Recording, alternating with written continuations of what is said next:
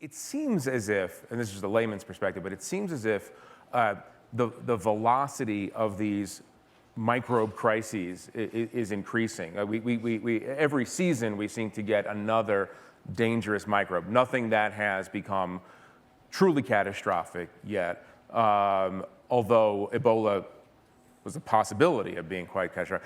Is this just, are we saturated with information? Is that what the difference is? Or are we actually seeing, because of climate change, because of funding issues, because of behavioral issues, we're seeing more and more of these infectious disease outbreaks?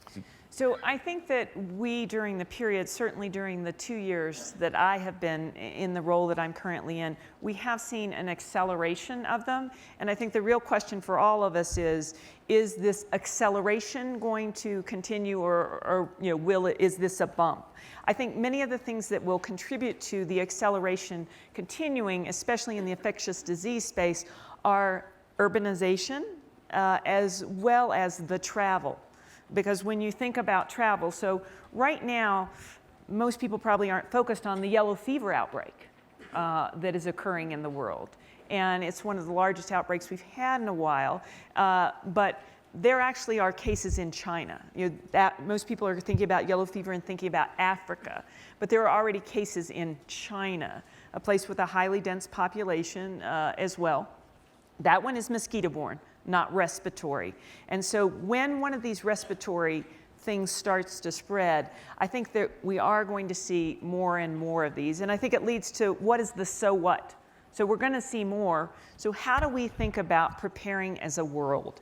And I think that's one of the most important things that groups like this, as we are thinking about the future and where we need to put energy and resources, the area of global health security is one of them. Do you think that the U.S. government today is prepared for a respiratory-borne illness of the type that we're seeing with Zika?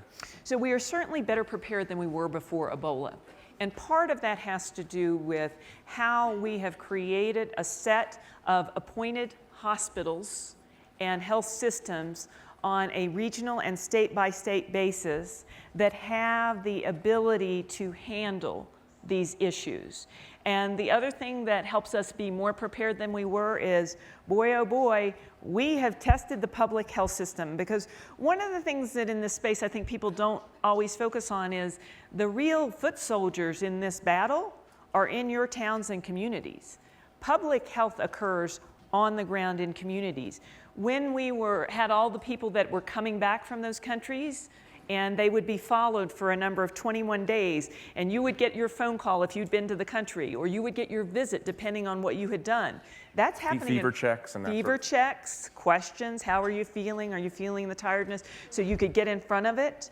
Or when there is a case, it's the people on the ground who are going door to door, knocking and asking questions. And so we have road tested the system and used the system in a way we had not.